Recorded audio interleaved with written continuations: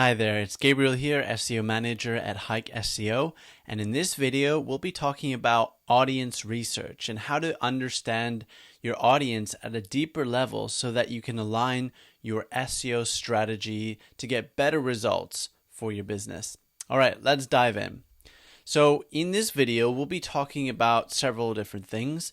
What is audience research? What the benefits of audience research are?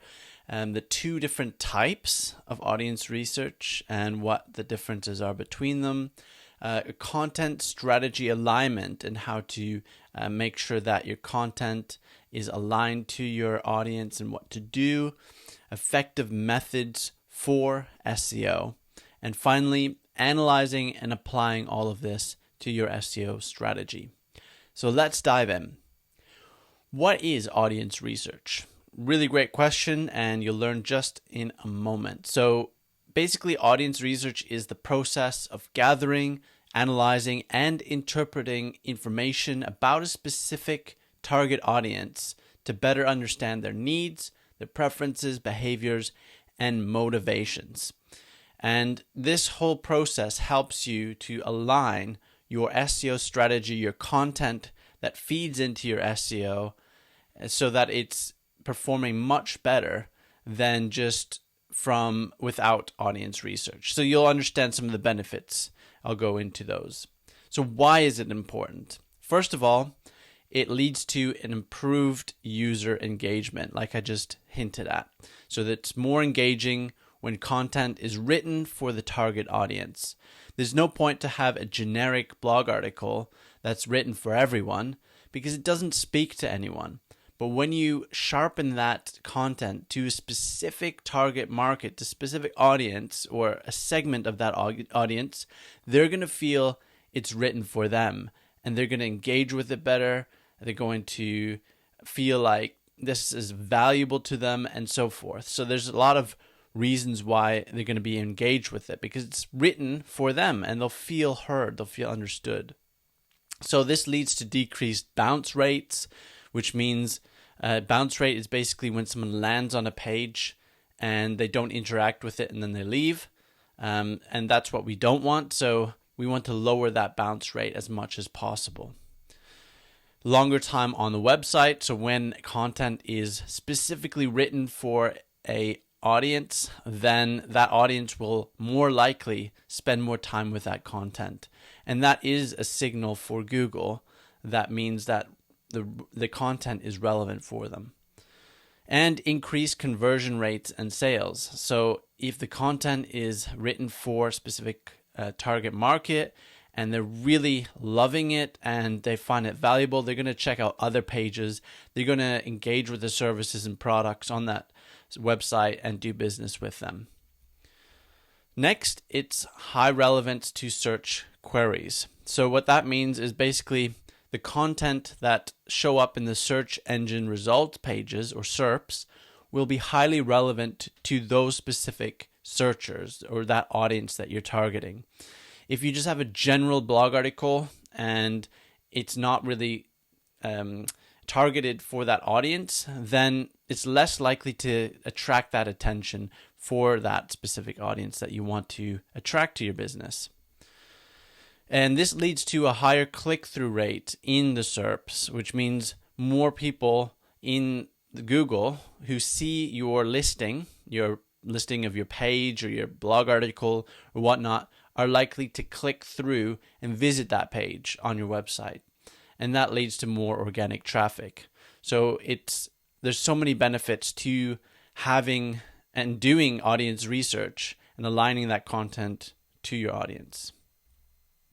Higher organic search rankings, naturally, these engagement signals, which means higher click-through rates, lower bounce rates, higher time on page. All of these are signals to Google and analytics platforms that indicate that your content is highly relevant to that audience. So that's going to eventually lead to higher rankings over time. And Google will prioritize those pages, those articles in the search results, so they'll be higher in the rankings. Next is enhanced brand trust. So the audience will feel understood, heard, and valued, which means that they'll basically it'll lead them to trust your brand more, higher brand loyalty.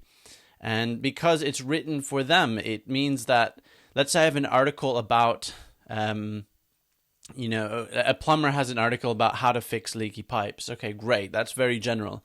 But if it's geared towards busy dads, how to fix leaky pipes, then that specific target audience, if that's their audience, will be more engaged with the content. They'll feel like, wow, this is specifically made for me. This is me. And they can relate to it. And so that will lead to higher trust with the brand, more loyalty with the brand, and so forth. So that eventually leads to repeat visits to the site, additional sales over the long term, and basically helps the business grow much faster and more sustainably over time. Better conversion rates and return on investment. So ultimately, that's what we want. The audience will be more likely to convert into sale when the content is aligned to them. And it leads to a higher return on investment for content creation, because every business has to invest into content if they want to reach a broader audience through search engine optimization. That effort, that resource that's invested into that will be much better returned when it's aligned to a specific audience after that audience research has been done. So let's go into two different types of audience research for SEO, or in general for that matter. So the first one is quantitative audience research. So what this means is that it involves the collection of numerical data to draw statistically significant conclusions, which means it has to do with the number of people that say yes to a question or no to a question. It shows the number, the statistical bits behind it. So this comes down to, for example, surveys, questionnaires, data analysis from analytics. You can see how many people landed on a specific page, how many people answered yes or no to specific questions. It's the metrics, it's the numbers behind it. And that's what quantitative means, because it's a quantity behind it. So this helps us to see patterns and trends and preferences within that specific target audience that we want.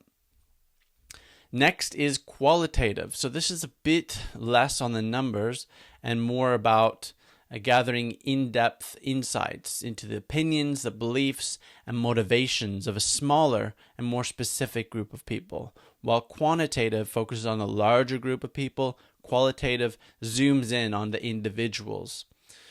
And this can involve focus groups, interviews, and observations about speaking with, let's say, customers or competitors or whoever your audience might be that you're interviewing or wanting to understand more about.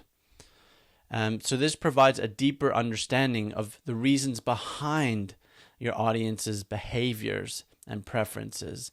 So while the quantitative might show trends in general, kind of sways of what they want and what they don't want, the qualitative gives you specifics as to what that actually is and how you can fine-tune your strategy based on that. So let's talk about content strategy alignment and how audience research helps with that. So the primary method for audience research in SEO is keyword research, because you can really understand your audience's intentions and what they're looking for, what they want, what they need, based on the words that they use to search in Google. So every semantically unique keyword, so what that means is basically a keyword that basically is aligned to a specific topic, because there can be many different keywords that say the same thing or phrases that say the exact same thing. So when I say semantically unique, it means it basically is one topic and it's unique to that versus another one. For example, let's say someone's searching for plumbers near me. A semantically unique one would be fix my leaky pipe, for example, because it's two different things. But if it's someone searching plumbers near me, or the best plumber near me, or local plumber or things like that, that basically means the same thing. So we want to find unique keywords that can be matched with an existing page that you have on your website or a future page that you'll create. So this ensures that the content that is created has actual search demand. So that's the whole idea about keyword research, is we want to create content that people are actually wanting, instead of coming up with a topic or an idea and putting it out there and hoping that someone will search for it. We actually look first at the searches and then create content around that demand. And the more the demand, the more searches, the more potential traffic you can get to your page. So in Hike, we have the keyword research tool. It's absolutely fantastic for beginners and small businesses to get started, easy to use. And it also has the ability to basically get suggested keywords based on your business category or your industry. And that helps you to find relevant keywords for your website for specific content that you can create. So if you haven't tried Hike out yet, I highly recommend signing up for it and use the keyword research tool to start searching for and discovering potential keywords that you can use in your business, in your industry, for your products, for your services. Then once you have those keywords in Hike, you can also map those keywords to pages. So mapping, or keyword mapping, is the process of taking the keywords that you've researched that are relevant, that have high volume of searches and that have low competition, and then matching those with pages you already have on your website. And they need to match based on the topic that you're talking about. You can also match these with future pages that you will create. And so this creates a natural plan or a map that you can follow to create content around. So it's really useful. So definitely check out the keyword mapping tool on Hike as well. So going beyond keyword research unlocks further potential topics for content creation, even if those topics or those keywords don't have any search volume. And this is an important distinction and a common trap that small businesses or anyone that is learning SEO can fall into, is that just because a keyword or topic or phrase does not have any proven search volume or nobody's searched that, it doesn't mean it's not valuable for that audience. It could be that it be something that they haven't thought of searching for, but still is useful or valuable. So not all pages have to be or have to have search volume to be valuable. You can have topics that answer specific questions that might have little to no search volume, but are still useful for your audience. So this content that you create around topics that may not have search volume could be the differentiator, could make you different from all the other competitors who just maybe focus on keywords that have volume.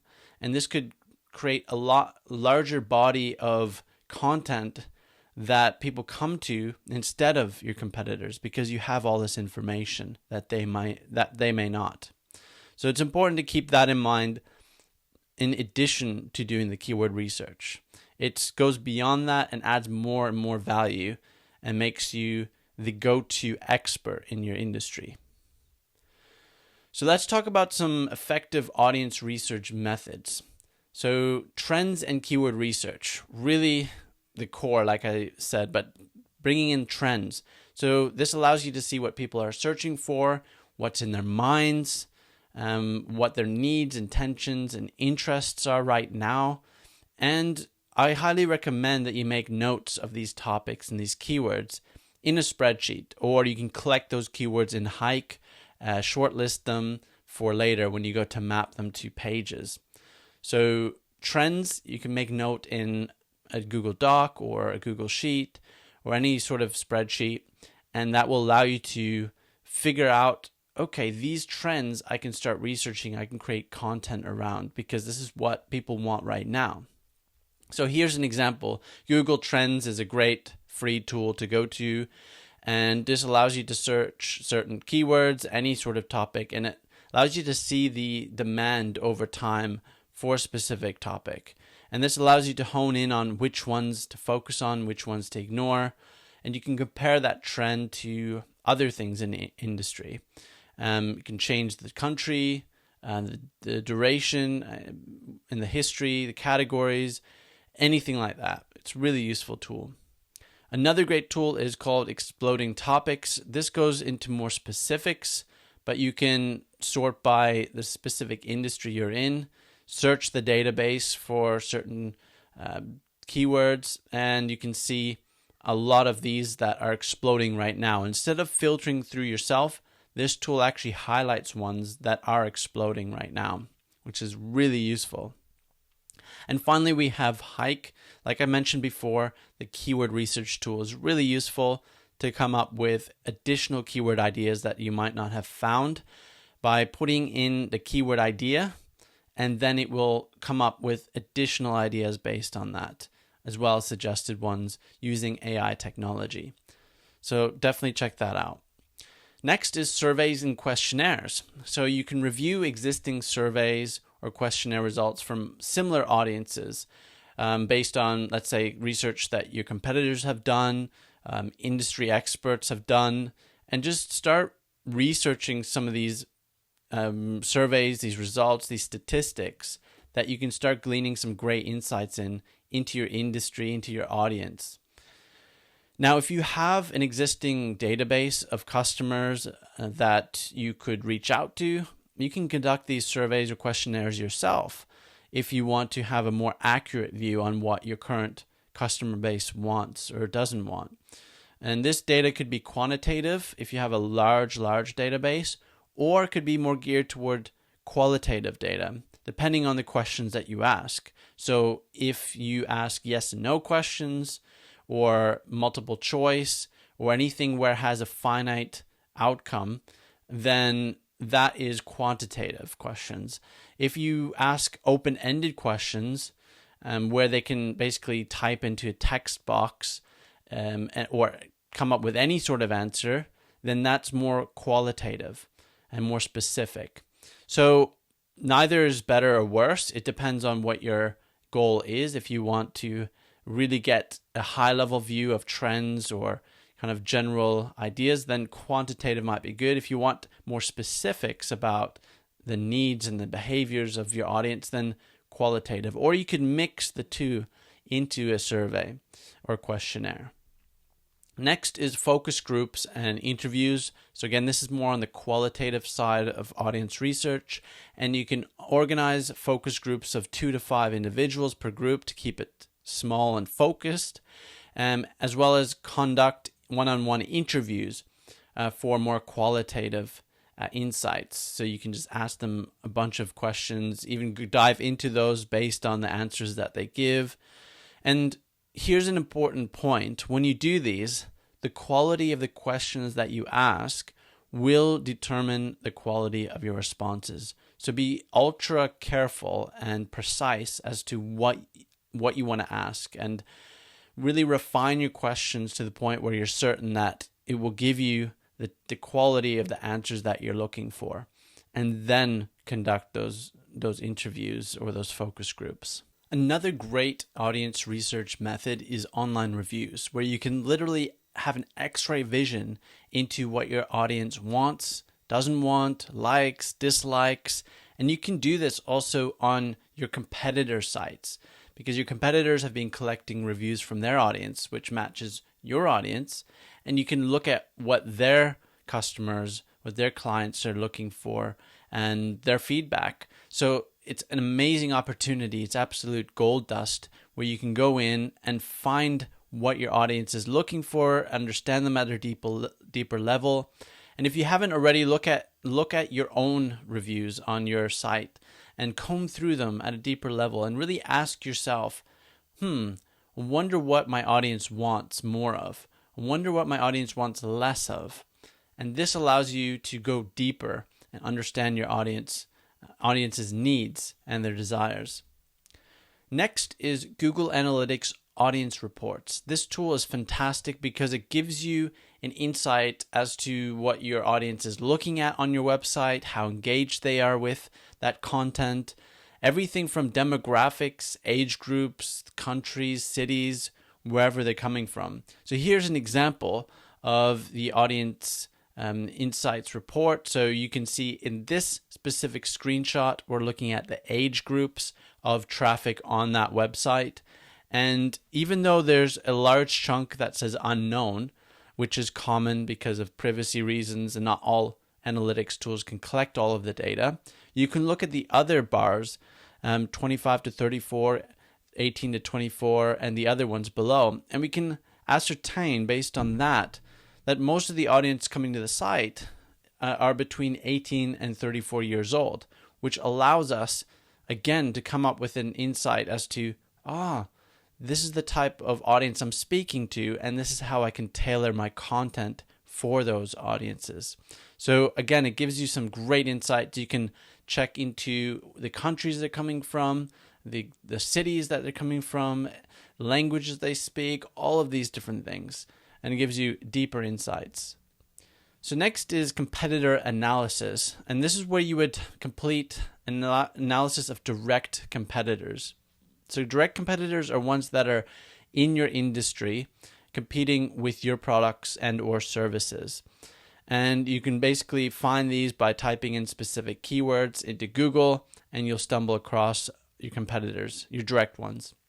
So this will, by going on their websites and looking at the content they've created, the pages that they have, how they've set up those pages, it'll give you ideas on how you can better serve your audience. What do they do that you don't, that you could do? What do they do that you could do better than them? And all of these things when you go through. So next is analyzing and applying the data. So you've learned a lot about your audience. You've collected the insights, the quantitative, the qualitative data, and now how do we apply it to your SEO? So the first step is identify the key audience segments.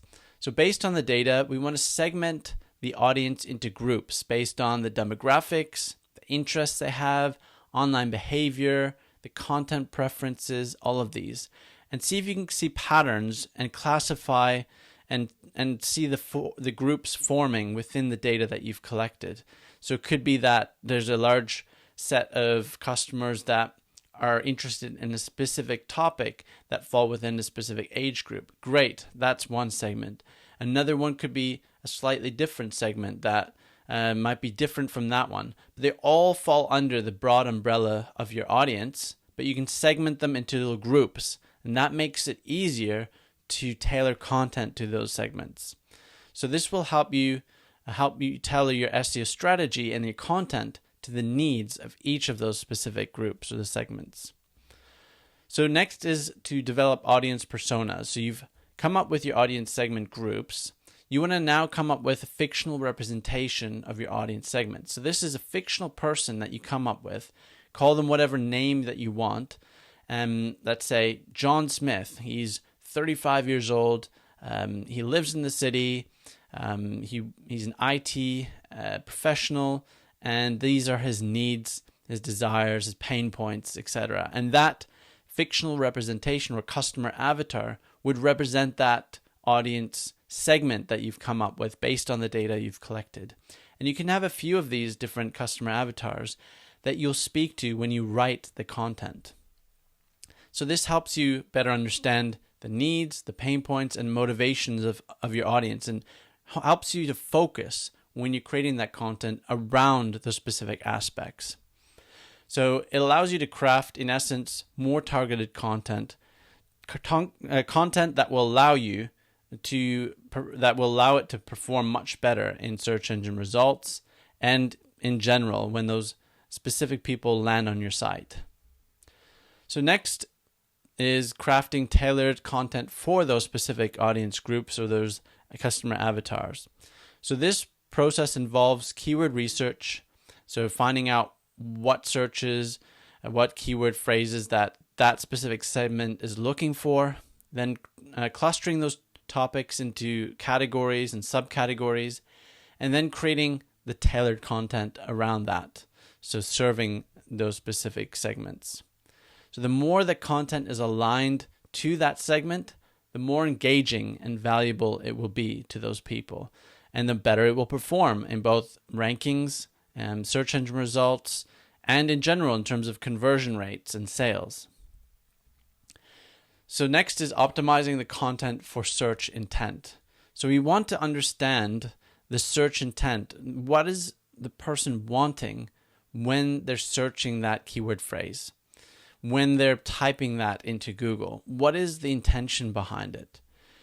Now, there's 4 classes of intent. There's informational, navigational, transactional, and commercial investigation. The first one, informational, is when they're just looking for information. They want to gain a deeper insight into a topic. For example, looking for, how to cook a dish, a specific type of dish. Next is navigational. They know what website they want to go to, what brand they're looking for, and they simply want to go to their site. So they type it in, they click on the result, and they go to the site. So just navigational. Next is transactional, is where they're ready to buy something. So, buy bicycle now, or buy bicycle near me. And then you already know what they're looking for. They're looking to make a purchase. And finally, commercial is where someone is in the process of deciding what they want to buy. So they could be comparing 2 different products or 2 different brands, and they're in that sales journey already. So it could be a comparison thing like X versus Y product or whatnot. Next is evaluating and adapting the SEO strategy based on the audience insights. So what you want to do is you want to regularly review your audience research data and monitor your website's performance. And Google Analytics, for example, is a great tool, or Hike's tools. You can basically go in there and see the performance over time. And this helps you to identify new trends, uncover new opportunities, and make more informed decisions that can get you better results over time with your SEO. So, thank you so much for listening. I hope you learned a lot. And if you have any questions, do let me know. Now, if you haven't tried Hike SEO platform before, definitely sign up. It's great for beginners and small business owners, as well as agencies who serve small businesses, to basically help with your SEO, make it much easier than it is with other tools out in the market. It makes it simple, actionable, straight to the point, and effective, using the latest cutting-edge AI technology and the tools within Hike. So definitely sign up with that. You can go to hikeseo.co and check us out. All right, I'll see you in the next video. Take care.